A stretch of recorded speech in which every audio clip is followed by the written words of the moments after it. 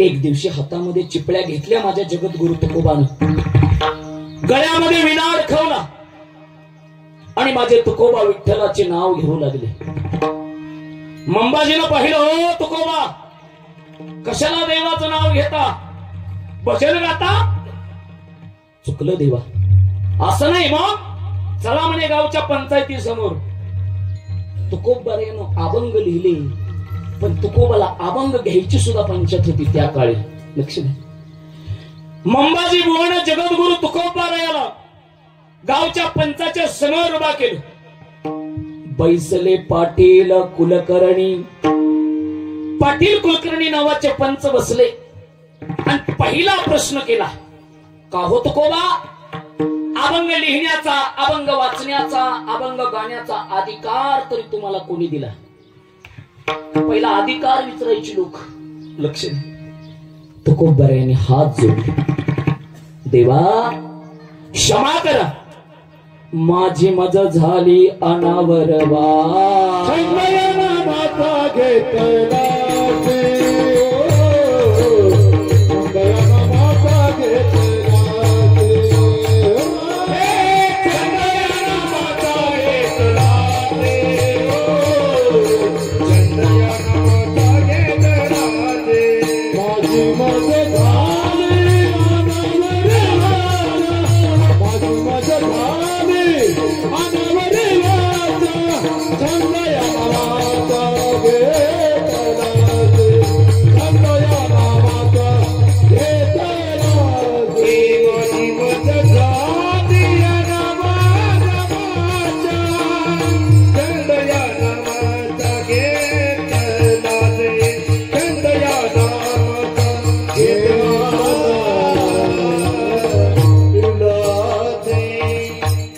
माझी मज झाली अनावर वाचा, छंद या नामाचा घेतलासी.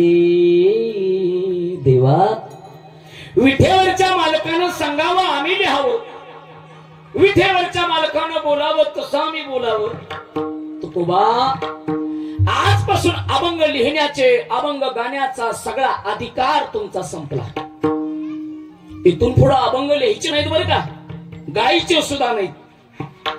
हात जोडला, ठरलं आपलं, ठीक आहे.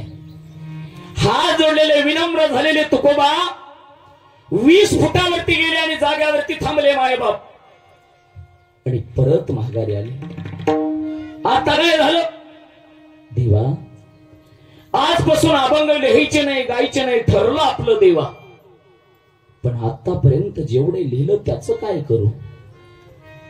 काय प्रामाणिकपणा असेल तुकोबांमध्ये? असं एक काम करा, उद्या सूर्य उगवण्याच्या आधी सगळे अभंग इंद्रायणी नदीच्या पाण्यात बुडवा.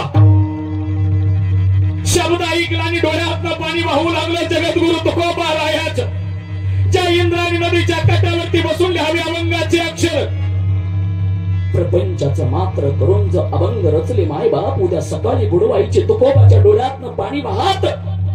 ठीक आहे देवा, उद्या सकाळी सगळे अभंग इंद्रायणीत बुडवतो म्हटले तुकोबाने निघाले.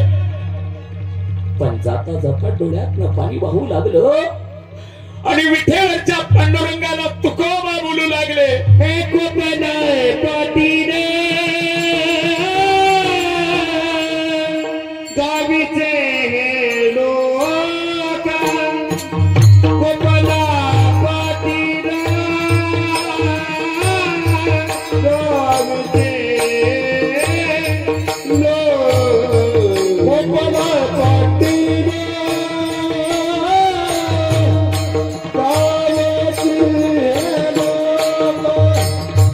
गोपना पाटील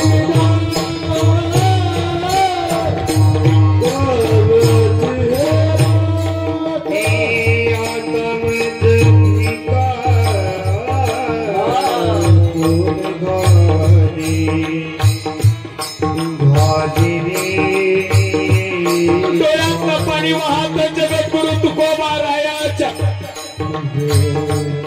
आतापर्यंत मायबाप प्रपंच कधी केला नाही, सदैव परमार्थ करत राहिलो, पण सगळा परमार्थ पाण्यात बुडवायचा. लोक सांगायची तुकोबा बुडू गाता पाण्यात. आयुष्यभर परमार्थाला विरोध करणारी आवली आई साहेब तुकोबारायाची पत्नी. ओ तुकोबा, लहान होती बाळ लहान, मी संसार केला. तुम्ही रोज उठावं, भंडाऱ्यावरती जावं, मी म्हणून पूर्ण जगवली. कधी प्रपंच पाहिला नाही. पण आज लोकांच्या सांगण्यावरून परमार्थ पाण्यात बुडवायला निघालास.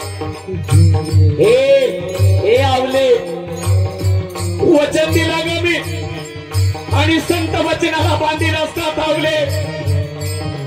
मायबाप कपाटावरती पडलेल्या सगळ्या वह्या काढल्या. तुकोबाना अभंगाच गाठोडा बांधलं आणि डोक्यावरती गाठोडा घेतला. माझ्या जगद्गुरु तुकोबारायानं.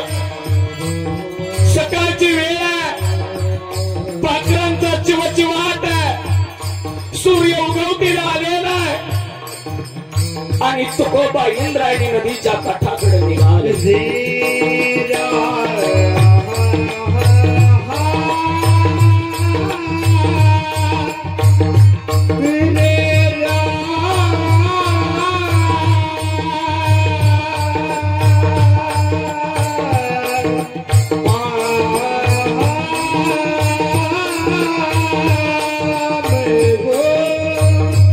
सगळं देहू गाव तुकोबाची गाथा बुडवलेलं पाहण्यासाठी आलेला आहे. इंद्रायणी नदी संत गतीनं वाहते दादा. पाखरं ओरडतायत, लोकांची लगबग आहे. कधीतरी डोळ्याच्या समोर माझी इंद्रायणी आणून पहा. तुकोबा मात्र डोक्यावरती गाठोडं घेऊन उतरले पाण्यात. पाणी गुडघ्यापर्यंत लागू लागलं, पाणी खांद्यापर्यंत लागलं आणि डोक्यावरची गाथा हातात घेतली. तुकोबानं कपाळाला लावली आणि सोडून दिली गाथा इंद्रायणी नदीच्या पाण्यात.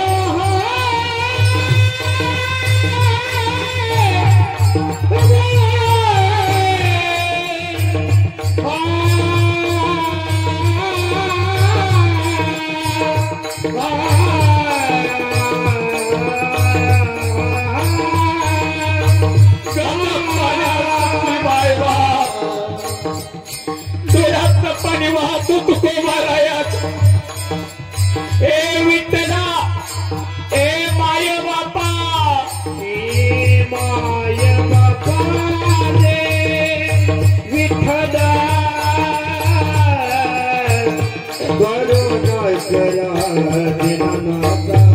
ए विठ्ठला, आयुष्यभर परमार्थ केला तुझ्यासाठी, पण आज मात्र गाथा बुडवली पाण्यात.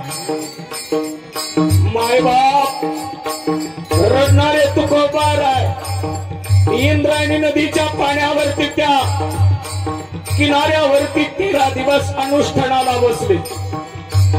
अन्न पाण्याचा त्याग आहे. 7 वर्षाची भागीरथी तुकोबाची मुलगी. ओ बाबा, अहो जेवण करा, माझ्यासाठी एक घोट पाण्याचा प्या. नको रे बाळा, अख्खा आयुष्य परमार्थासाठी घातलं रे बाळा.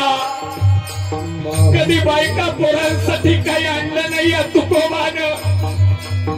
65 लाखाची जहागिरी बुडवली रे, पण आज मात्र परमार्थ बुडाला. 13 दिवसानं विठ्ठलाला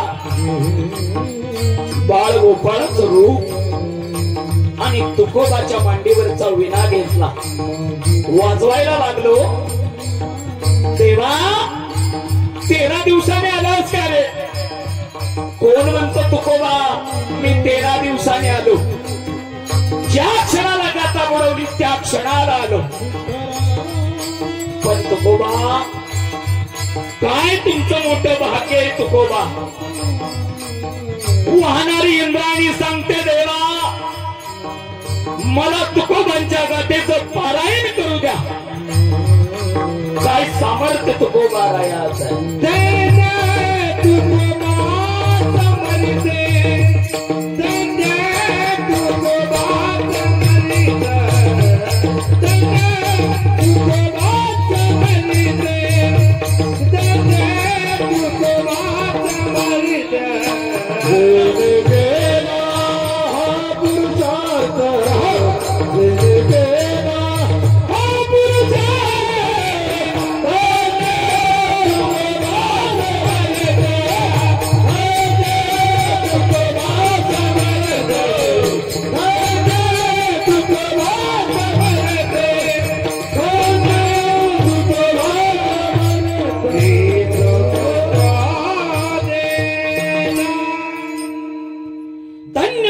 समर्थ जेने केला हा पुरुषार्थ 13 दिवसाच्या अनुष्ठानानंतर जगाचा बाप तुकोबांची गाथा घेऊन आला.